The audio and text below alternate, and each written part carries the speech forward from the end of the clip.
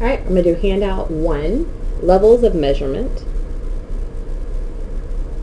And hopefully by now you have watched the video on the different types of data. We know that there is nominal, name only, ordinal, and then interval data, as well as ratio data. All right, so problem number 1 is asking you what type of data this is, if it's ratio, ordinal, nominal, or interval. And it's regarding whether how people's views are on gun control. Whether they strongly agree, somewhat agree, neither agree or disagree, somewhat agree, or strongly disagree. Okay, we've all seen surveys like this. This is going to be ordinal data. And the reason it's ordinal is simply, if you think about it, we have all these different categories, you know. Strongly agree to strongly disagree, and all of the numbers in between. And because this doesn't make any mathematical sense, just because you strongly agree with something doesn't mean that someone who's in the middle with agree or disagree feels half as strong as this person. So you can still be able to put the information in some sort of order, but the numbers just don't necessarily mean as much. So number 1 is going to be B. All right, number 2, talking about jerseys on the back of someone's shirt. All right, this one has a 4 on it. This jersey has a 16 on the back of it. All right, these two numbers, absolutely nothing. They just in name only. So this is what we would consider nominal. Right? Yes, they have numbers, but the numbers don't actually indicate anything. Number 16 isn't 4 times more t-shirty than number 4. All right? Compare ordinal level of measurement. The interval level, this is question number 3, not only indicates the order of categories, but also the exact distance between them. That's what kind of makes interval special. Interval, the example from the book, was talking about height. You can also do it with weight. If somebody weighs 176 pounds and someone else weighs 150 pounds, it's clear that the difference between these two, or the interval, actually means something. All right, number 4, statistics can be categorized as D. Statistics reduces data, right, so that things are easily understood. Also, to generalize results and determines when an observed difference between 2 or more groups is the result of change or really differences between someone. All right.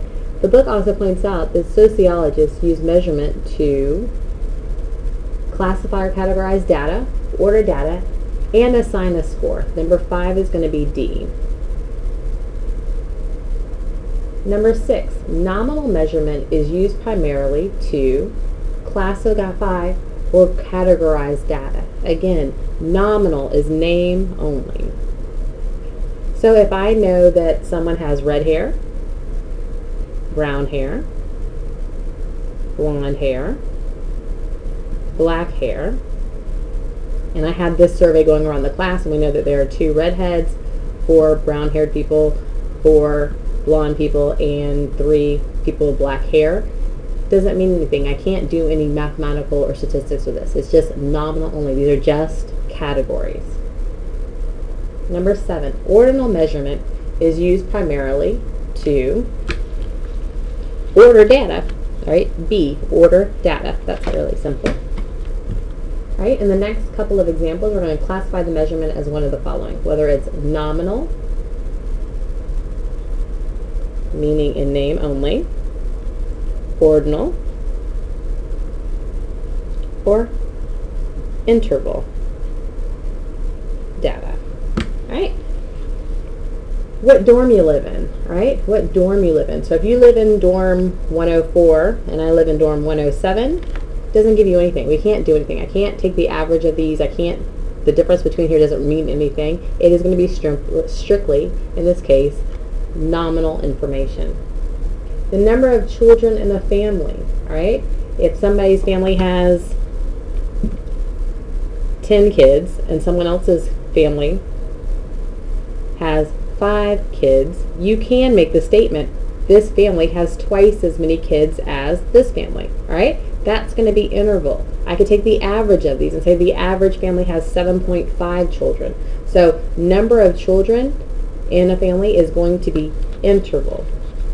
Number 10, tuition dollars, right? How much one school is another. If you know that a class at UNCP cost you, let's just come up with a number, 200, but you could take another class at Robinson Community College and it's going to cost you, let's say, 120. There's a difference here. You can average the two numbers. That's going to be considered interval data. All right, number 11, attitudes toward premarital sex between consenting adults. And your choices here, and this is kind of the clue, is always wrong, usually wrong, sometimes wrong, or never wrong. All right? Because we can do some sort of order to those, meaning best to least or least to best, that's going to be considered ordinal data. Number 12, the number on an athlete's jerseys we kind of already covered. That's going to be A, nominal, in name only. Racial categories, number 13. This should be fairly easy because it's got the word racial categories. If we got people and we're going to go, this person is, we kind of like we did with the hair, for this, to that, whatever, that's going to be strictly nominal only. Number 13 is A. Fear of crime, all right? Here it gives you a clue. You got categories. A lot, some, and more, all right? 14 is going to be ordinal data. Ordinal data. Number 15, number of hours per week survey respondents watch TV, all right? Number of hours you watch TV, that's going to be interval data, simply because, if this is our TV, right, if I've got somebody who watches 7 hours, another kid that watches 4 hours, another kid that watches 6 hours, there's a difference here.